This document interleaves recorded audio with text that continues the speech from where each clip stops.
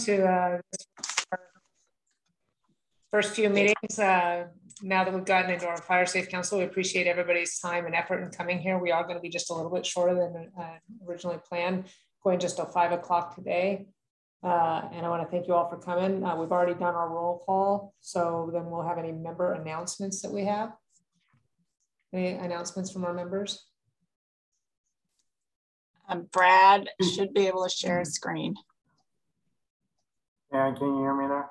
Yeah, just one announcement I wanted to share with folks, and I'm going to do just a quick screen share. So give me 1 second.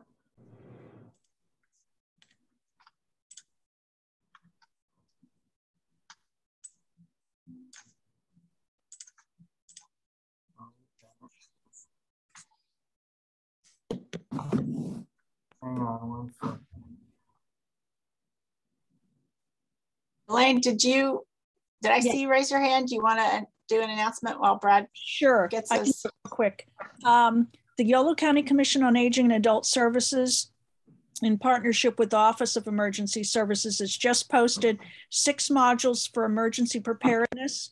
You can check it out on the county website. It's on the Office of Emergency Services webpage. And the 6th module is on preparing for wildfires and hardening your home. Awesome. Thank you. Excellent. So appreciate it. Hey, Brad, do you have your screen share ready? Yeah, I'm ready. Got it. Just some information that came in from Yolo County. It looks like Yolo County Library is hosting a not if, but when wildfire solutions.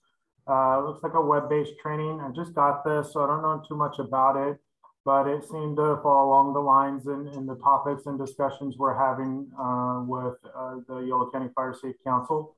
So I wanted to share this. It's scheduled for October 4th at 7 p.m. It'll be via Zoom. And I'd be happy to share this with the group. Maybe Tanya can help push this out for folks that may be interested. And there's the flyer. And that's all I had to report. Thank you. Thank you. Hey, Brad, can you post, I don't know if you can send that out to the group, or we can share that in an attachment. Sure. Email to the group. That'd be really helpful. And that way they can have it at their fingertips. Absolutely. Thanks, Fred, for bringing that to us. And I saw another hand up, but now I don't think I see it anymore. Am I missing somebody that had an announcement that they'd like to make? I have a brief announcement and introduction. So we have the Yolo County RCD has a Grizzly Corps fellow, Joaquin Pastrana, who started last week, and he's going to be assisting me with outreach. So he's just kind of getting to know everybody and the lay of the land. So far, we're really enjoying having him. So that's my announcement. Hello, everyone. Nice to be here. Nice to have you, Joaquin. Thank you for joining us. Any other member announcements? All right, we'll go ahead and move on. So we have an action to approve the Madison Fire Protection District application for voting membership. Just so you know, we have a supermajority present, 15. And we would recommend that you approve both of these fire districts for voting membership because they are eligible. As a matter of process, do we need to do it at a time because there are separate items, or do we need to do can we do them collectively? You can do them, I would say collectively in this case.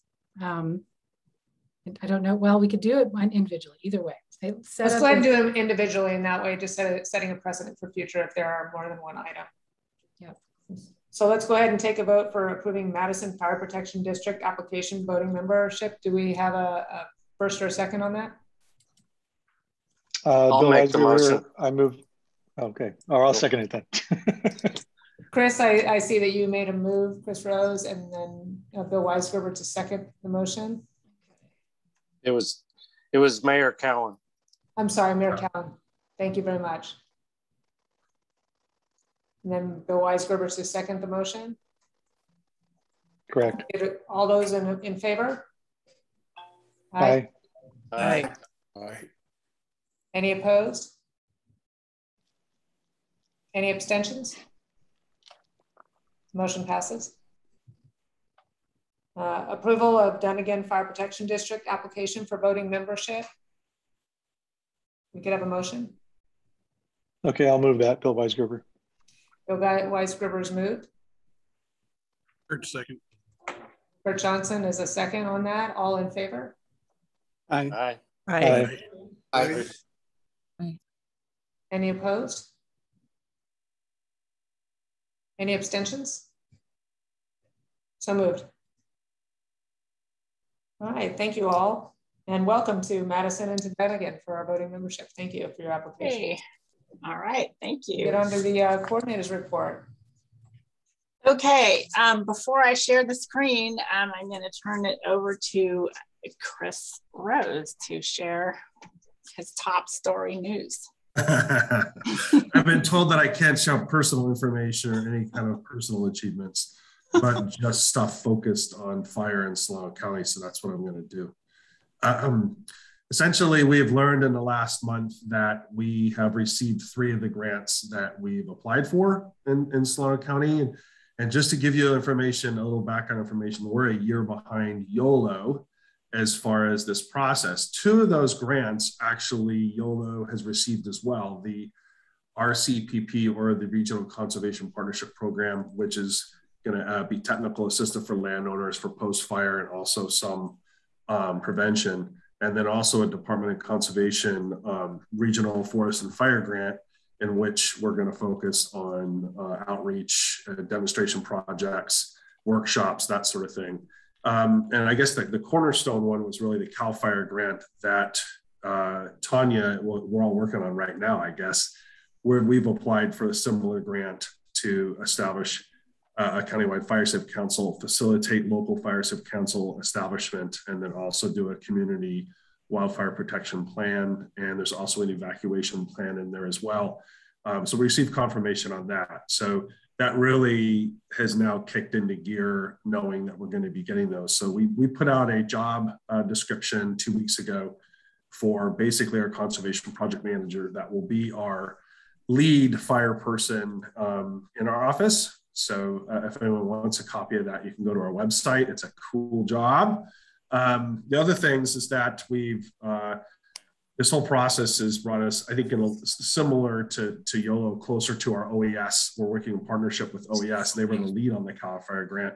And then also with the county,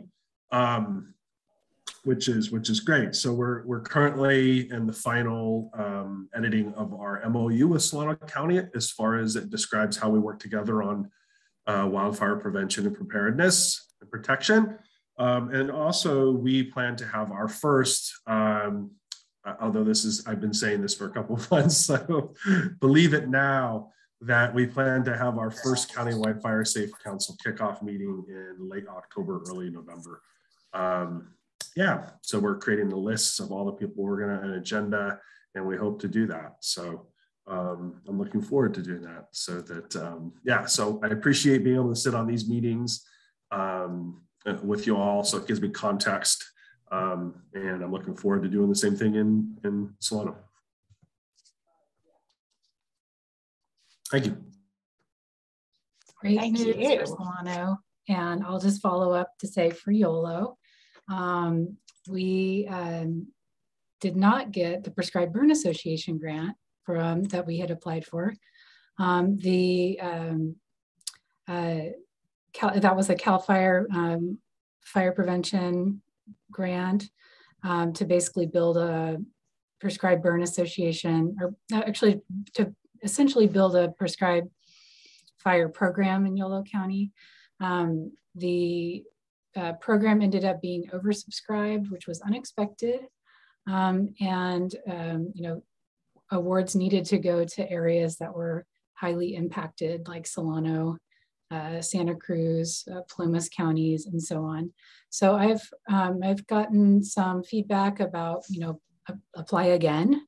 That was the case when we first applied for our CWPP. We weren't successful either in 2018. So, and that was, you know, the same year of the campfire. So there's, it's understandable. We're going to reapply. We do have some of the regional forest and fire capacity program funding that is coming into contracting. We'll be able to do some of the training that we need to do for staff to be able to do some work on prescribed burning coming up. So we're going to continue with work and contracts that we have. And then the other thing we're working on now that's new for this month is working right alongside with the Office of Emergency Services. Did somebody want to say something? Sorry. Oh, I thought I heard somebody. Oh. We're working with Office of Emergency Services to put together a proposal for the county coordinator position, which is going to be a coordination team approach. So we are putting that together. It's due on the 30th. It's with the California Fire Safe Council, and we've been working closely also with the grant manager at the California Fire Safe Council. So we'll see if we're awarded. It will give the Fire Safe Council through RCD and OES the resources it needs to truly dedicate some time to a comprehensive website, social media accounts, and really get ourselves organized and well lined up to be able to communicate with the community. Also providing some funding to develop grants that are, projects that are on this list that are getting added, as we speak, and to match up, to track and match up funding for those projects. So we're hoping, we don't know if we'll get awarded, but we're putting our hat in the ring for that project. We'll keep you posted. Great. So here, you guys were sent the coordinator report last week. The only thing that's different on here is that, so meeting, our next Fire Safe Council meeting is the 27th. Cape Valley does theirs every Wednesday on Zoom. I believe the West Winters is meeting on the 18th of October. Pleasance Valley is meeting on the 11th of October. And then our leadership team meeting is Monday, October 25th. So that's for folks who are part of the organizational core of their Fire Safe Council and anyone else who's interested. And then looking at our timeline, nothing has changed too much. We're just getting more focused, less on process and more focused on projects. So it looks like, and then there's the funding, and it looks like my last page went away. So I'm going to stop sharing that. But part of this project work is meeting with fire departments. So I had a great meeting with the Sparto, and we took our maps out to Cape Hay, and I met with Bill and John from East Davis. So I would love to set up a meeting with Dunnigan and Willow Oak and Plainfield, just to have a face-to-face interaction, look at maps, have more of a dialogue. So I'm just going to put that out there, and hopefully we'll get set up a meeting shortly. So that is it for our coordinator report. If anybody has any questions.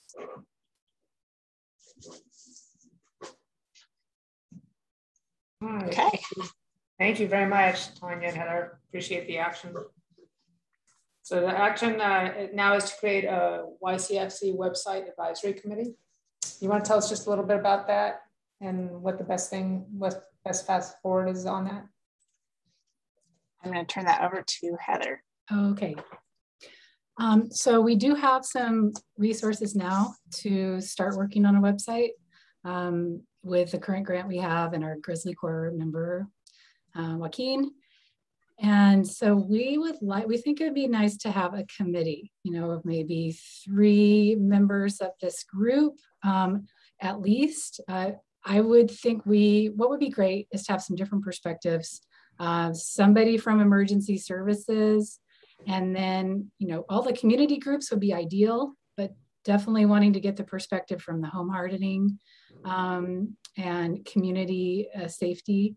So, I wasn't sure how popular this kind of committee would be, but basically, you know, we're already looking at websites that we like. I think I shared the San Diego Fire Safe Council website last meeting. There's some, you know, counties and places over the state that's already doing a lot of this. And so first steps would be looking at what we like and want, you know, what information needs to be readily available all in one place. And then how we want that to look. So if you're interested in spending more time with us, we are planning on meeting once a month starting in October to start talking about this. And so it would be something we'd report back to the larger Fire Safe Council as we're moving along. Does anybody have interest in being part of the committee? We could use some people that have that expertise or at least a desire to learn. Are these meetings going to be via Zoom? Probably. That might work well. We hadn't thought through too far on that one, Elaine, but it could be easier to do just because we can click through various websites and all see the same thing and play with different websites and discuss. So it seems to make sense to have it, I think, on Zoom. Okay, I'll volunteer. Awesome, Hey. thank you. I also saw in the chat, Tracy volunteered, which be awesome. Yay, Tracy. Thank you, Elaine and Tracy. Anybody else? Kurt, can we just naturally reel you into this one for Kurt's I nominate Kurt, actually. I second. Okay. That's Kurt J, not Kurt B. That's right. That's a good core group, you know, and as things get more and more exciting, you know, you will, you know, it's not exclusive. So if somebody else decides they really want to join in on all this, you know, please do. So I think sending out a doodle poll for the. I will do it. Yeah, we'll do a doodle poll. So we don't need to take any more time with that now. And that's kind of part of the test. If you can do the doodle poll, you might be skilled enough to do the rest. You don't have to do web design, just content input. Right. That's right. Tanya, thanks for clarifying which Kurt you were talking about. I know, it's not too often that we have more than one. I'm sorry, Kurt. Kurt Solano, RCD board member, Kurt. Yay. And I would like to point out that our brand new voting members, Michael Watson from Dunnigan and Jim Barrett from Madison, are in attendance now. So now you guys can vote next time we have an action item. And Dawn Palm has also offered to join the team here representing Red Cross. Oh, Dawn, okay. Thank you. That would be great. Cool. All right, got to make sure we get everybody invited. Okay, so our next, these actions are pretty fun. Our next and final topic is projects. So I'm going to share my project list.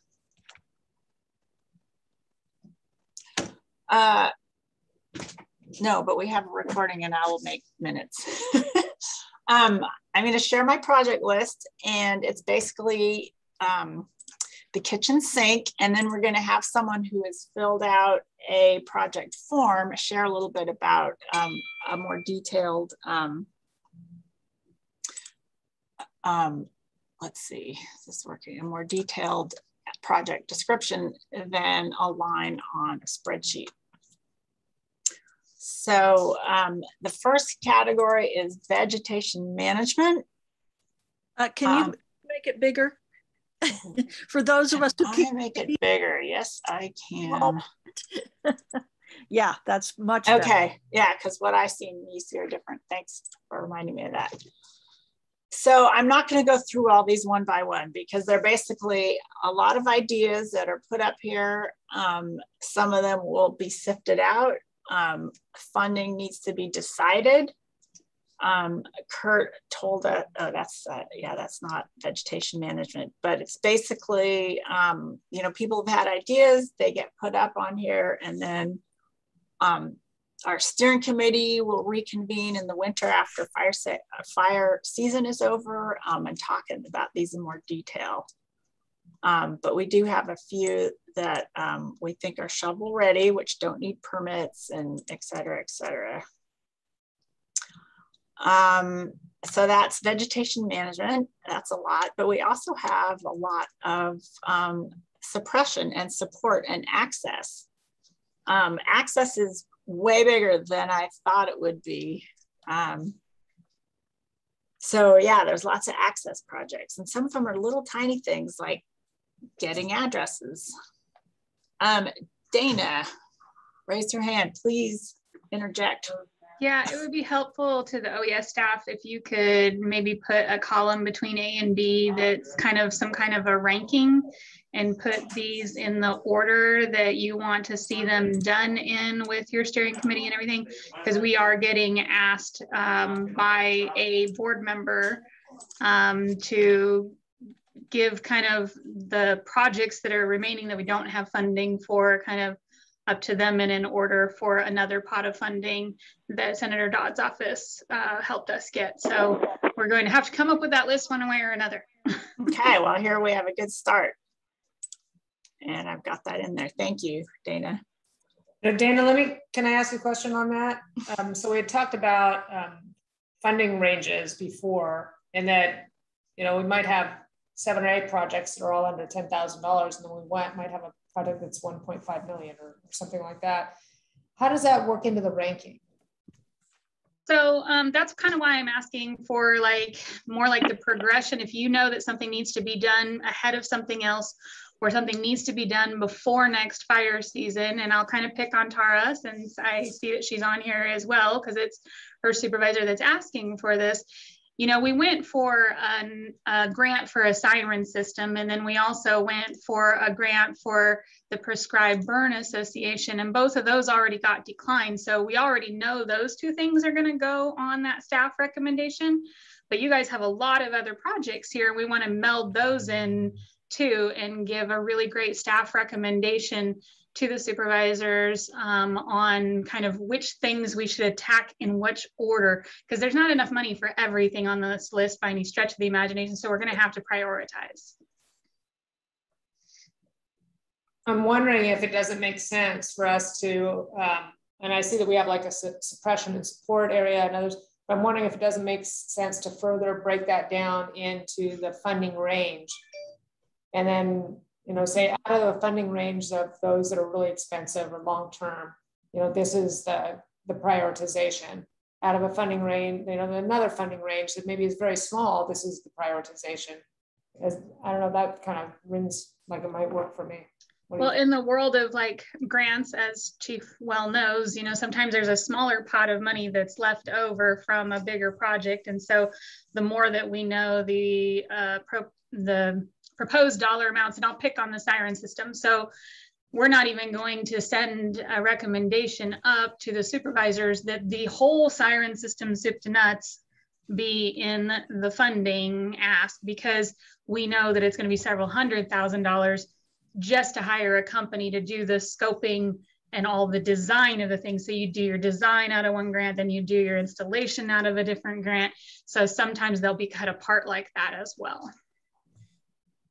So could we subcategorize under the you know, the vegetation management, suppression, support, education, communication? Could we kind of categorize the funding amounts, or would you rather us do it some other way that makes more sense funding range wise? You could do the ranking and then have a separate column for, you know, estimated project cost, because then we could always look at the amounts that you have on the next ranking item and come up with one that's close in amount, basically. Yeah, I don't think, maybe I'm not getting my point across on that a little bit. Then what I'm saying here that confuses me on how they might look at it is if we have a project that's maybe, you know, it's a couple $1 million to do, and that's our #1 project. And then we have another one that's, you know, 800,000, and another one, and there are all these big ones. And I think the ones that are $4,000 and $5,000 and $6,000 may get lost because they're numbered, 18 and 19 and 20. Yeah, and that's kind of why I'm saying if you have that $1 million project and the $800,000 project, we only have 1,100,000. We're going to take and try to get the 1 million project and then see how many others in the ranking we can get out of the remaining 100. So it might be number 1, 18, and 19, depending on what the grant allows, how much there is available, things like that. Right, and as I said earlier, and Tracy reminded us too, this is partially what the CWPP, the Community Wildfire Protection Planning process is for, to help us prioritize these as well as dollar amounts. So our steering committee, like I said, we'll bring them back together after they're done fighting fires and look at this. What's the deadline for prioritizing this request? I mean, what's the deadline for completing this request for prioritizing?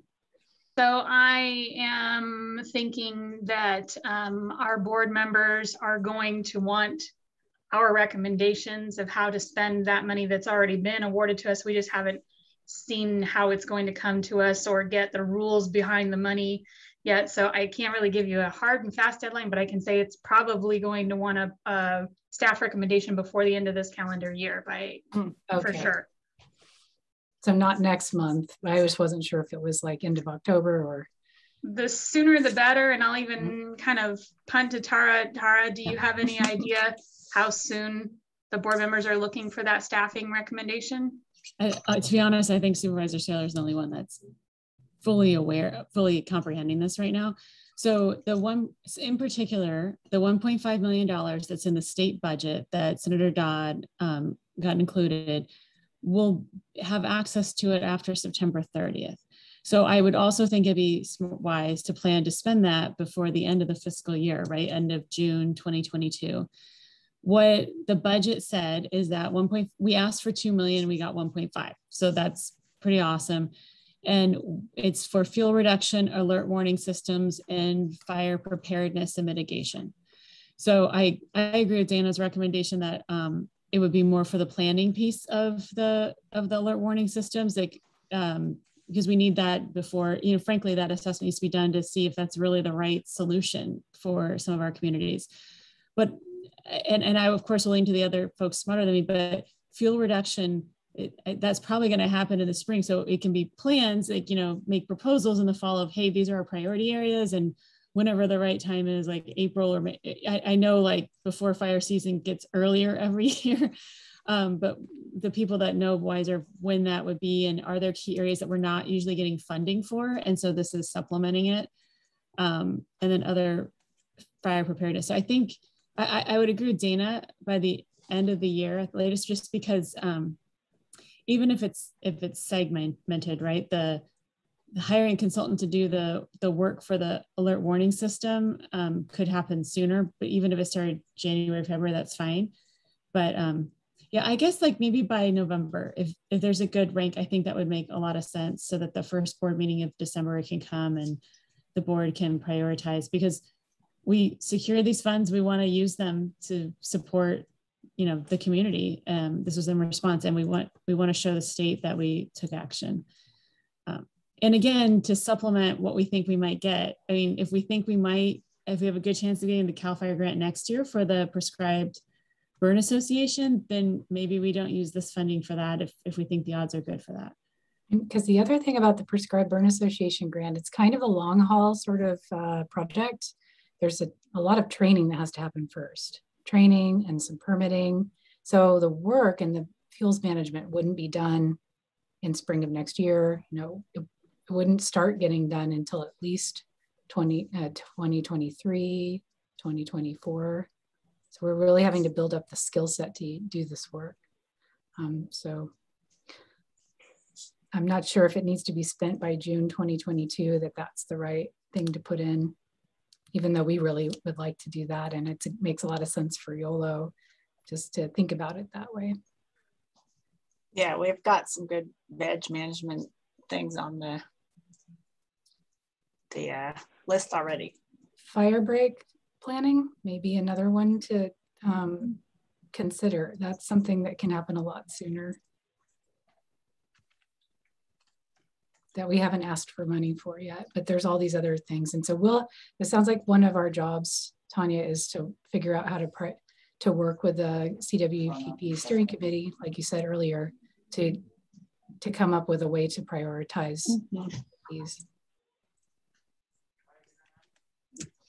That's a good dovetail into the next, get your projects in, get your priority projects in, into our list.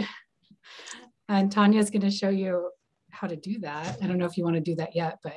Yeah, so here's our reg management list, our suppression, support, and access. And then we have a education and communication section.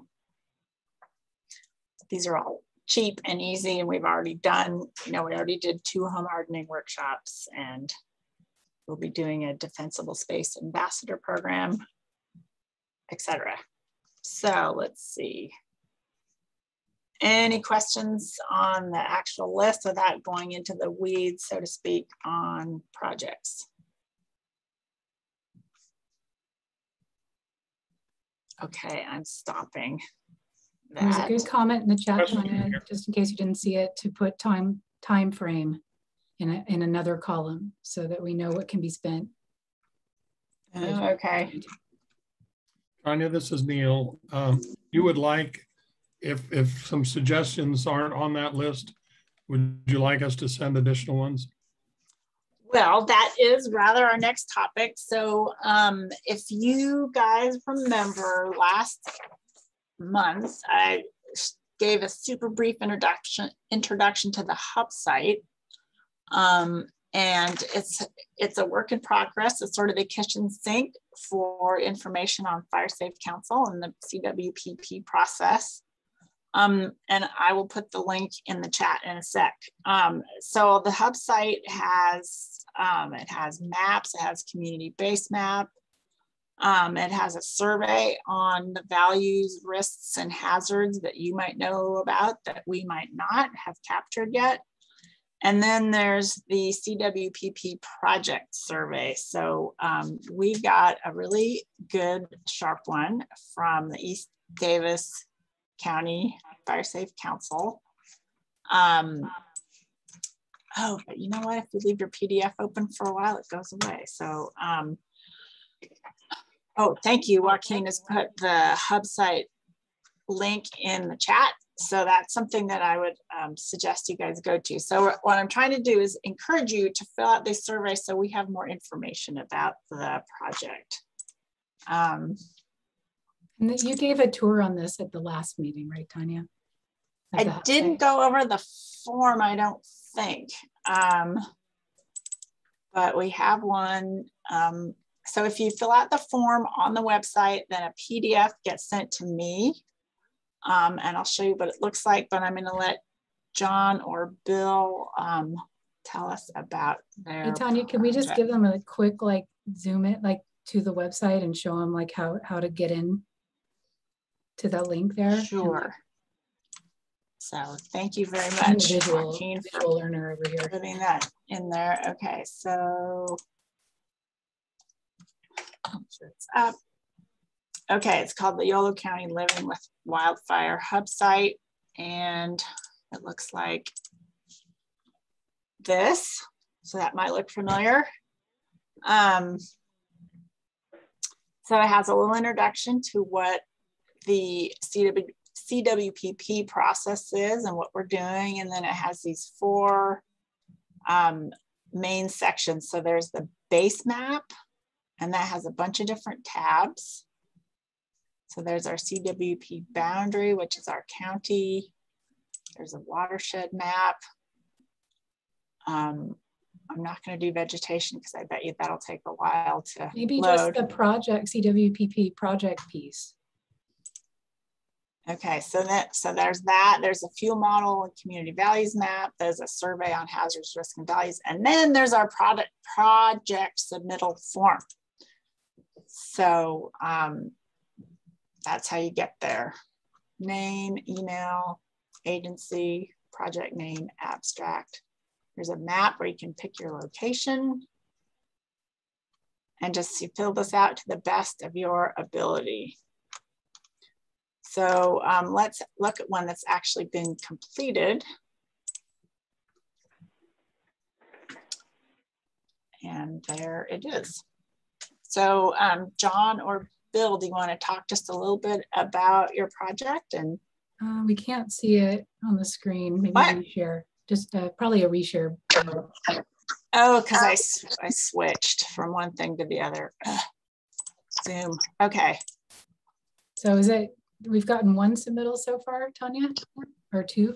Two. We got one from Cape Valley Fire Department. Yeah, so two. So it really helps us. You know, we need more info about these projects. So this is a pretty, you guys can all see this now. So Bill or John, do you want to tell us just a little bit about your project? Sure. This is Bill. I'll take a run at it. Yeah. First, I would just like to comment that I think the site is a little more robust than when I was on it. It looks a little bit better. The maps I don't think were there, and I had to do a little workaround on the check marks because they weren't live in the questionnaire at the bottom of the form. So I just did a little cut and paste with a check mark, but looks like it's been improved upon since I was there, whenever that was, a month or so ago. But this project involves the North Fork Puda Creek fuel reduction vegetation management abstract. This is an area, it's about a mile long. It runs from Mesa Boulevard to Drummond in kind of on the border of the city of Davis and the county, the Willowbank area of the county. And it falls into the East Davis County Fire Protection District. It's been a little bit of a unwielding problem for a number of years. And some number of years ago, the then fire chief did a very severe fuel reduction that didn't take into account a lot of things that are included in this project. And too much to the chagrin and displeasure of the residents that live on either side of this channel. But it is heavily overgrown. It's got a lot of invasive species. There are some mitigating circumstances with wildlife that have to be dealt with. So we've been working on this, literally taking a stab at this for several years now. I think this goes back to like 2017. And but we have been working with the city fire marshal, the county manager of natural resources, the city arborist, and the city wildlife manager to come up with an actual plan that addresses all of these issues of, you know, removing invasive species, reducing the light flashy fuels at the floor, limbing up the trees and thinning out the canopies, and creating a defensible space, which right now it is so overgrown. Not only would it be just, you know, ripe for a ripping fire within 100 feet of these houses, but the access for the fire department is really limited. So we actually have a plan that is shovel ready. We've taken a couple of stabs at it with limited funds that we've, you know, been able to get through the county a couple of times over the last 3 or 4 years. But it's to the point now where a baseline cleanup would be about $200,000, and then annual, you know, maintenance would be around $50,000. It could be started, you know, we said immediately. I think, you know, we put this in about a month or 6 weeks ago, and that's all dependent on the time of year, the fuel, you know, moisture, the natural life habitat, you know, their season, their mating season, their you know, birthing season and whatnot. And so it's all fluctuating around that. But given those parameters, it's ready to go. And this would be done through some subcontractors through the city and the county. It's about 75% county, 50% or 25% city. And so there's been a real sort of struggle trying to bring everybody to the table and come to an agreement on how this will be funded. So absent that, you know, accord, you know, we really like to see this cleaned up because it poses an increasing threat every year, and it's, you know, it's surrounded by homes. It's a interesting little finger that runs into and causes an interface, a WUI interface in this part of the county. I guess there's also a public education part of it that goes with it to the residents to do their part for defensible space and green belting, and as that that area gets, you know, closer to their houses. Bill, I have a question on your project here. I know the area pretty well. How long would it take from when they started to when they thought they would finish?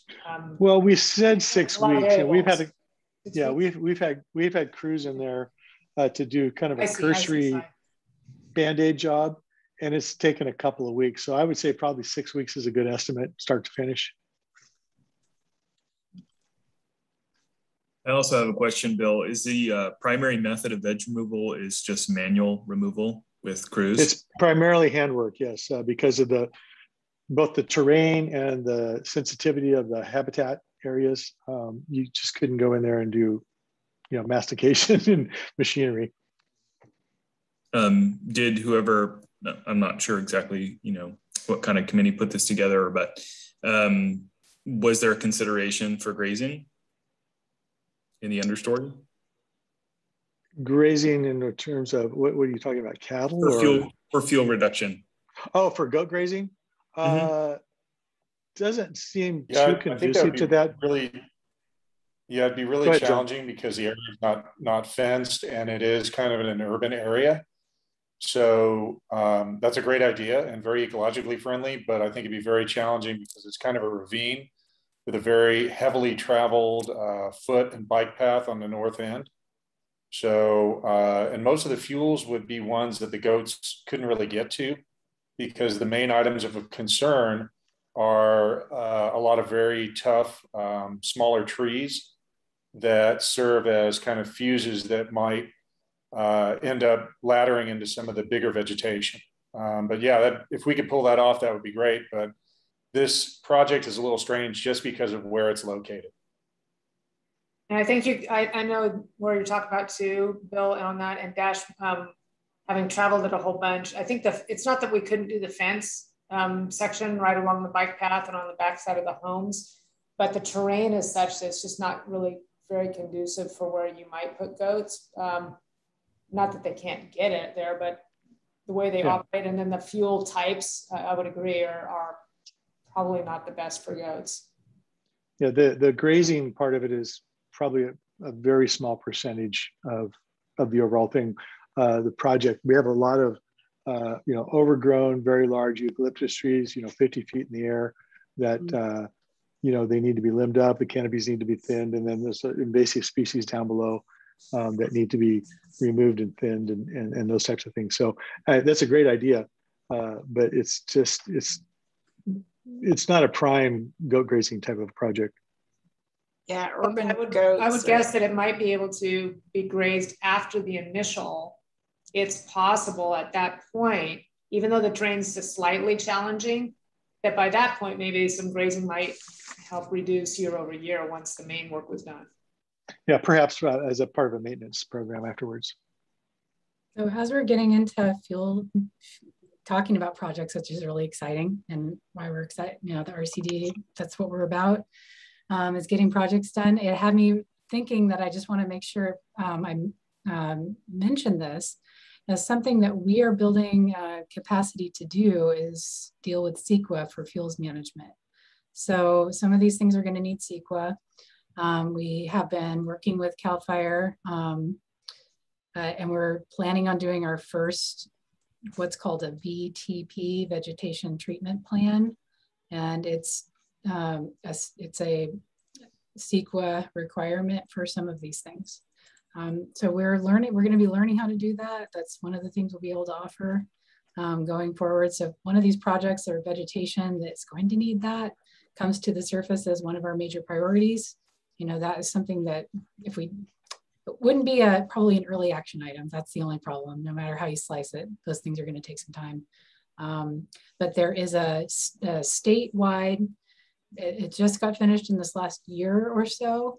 Programmatic, what's called a EIR, Environmental Impact Report, programmatic for fuels reduction that CAL FIRE funded getting completed, which has all of the different measures that would have to be in place if you're familiar with that kind of permitting. But it takes some experience and to be able to navigate that. So that's something we're going to be learning to do, and we're going to be working on a shaded fuel break here, I think, coming up in the next 6 months. So yeah.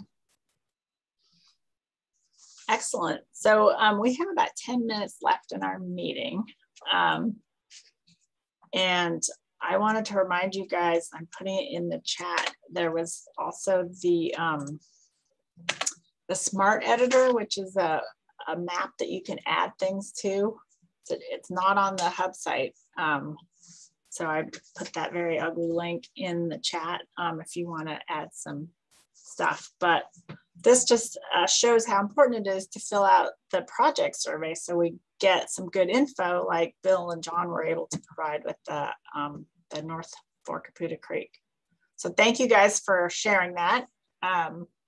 It's nice to have a solid project to work from. And we're also starting next meeting, I'll type up meeting notes, so we'll have minutes to approve as well. So, you know, for making motions and taking actions, we need to have minutes. So that'll be a standing section in our agenda, but should be pretty easy, I hope. It's Tanya, if I could jump in real quick. Elaine mentioned the videos that Dana worked on it with OES. I put the link in there at about 4:06. There's a link in there for everybody if they're interested in checking those out. So thanks for bringing that up, Elaine.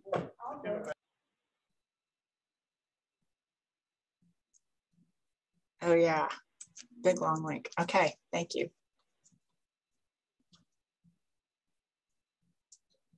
So I also wanted to mention, I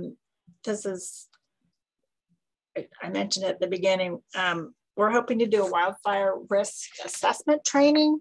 The Green Valley Fire Safe Council did one a couple of months ago, and it was led by CAL FIRE staff, and there's a couple hours doing a classroom training, and then you go out to a field and learn how to assess a home and property for wildfire risks. And then you become an ambassador, so you can visit your neighbors and give them some tips. So coordinating with CAL FIRE on that, that'll be held in Esparta, which is between Winters and Capay Valley. So folks can learn more about defensible space to get ready during the winter for next summer.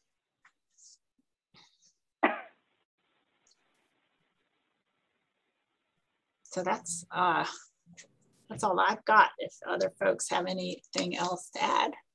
Kate, I see you have your hand up. Thanks.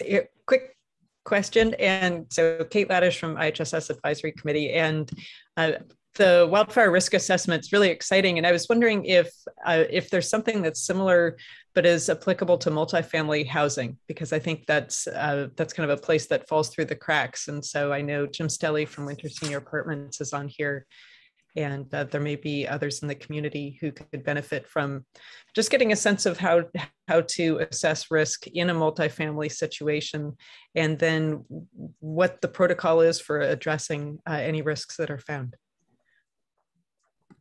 Okay, that would be a question for the trainer. And again, this is CAL FIRE, so and the person who is the trainer is not in the area at the moment, but great. I have it in my notes. So thanks. Terrific. Yeah, it wasn't something I was expecting we were going to solve right now, but just something I wanted to throw out there for the future.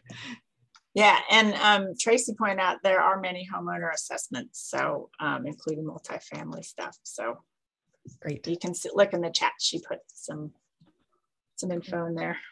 Thank you, Tracy. Right. As we wrap up today, I want to thank everybody for coming, but also go around and see if there's anything for the good of the order, anything that somebody has missed or would like to contribute.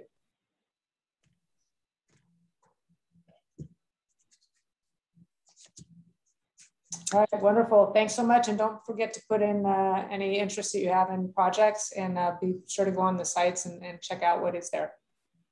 Thank you all so much, and welcome to our new members. So now we're now to 23 voting members and 4 non-voting members. And thank you also to the folks who are just stakeholders like Cal OES and air quality. Thank you guys. Thank you, everyone. Good day. All right. Thank you.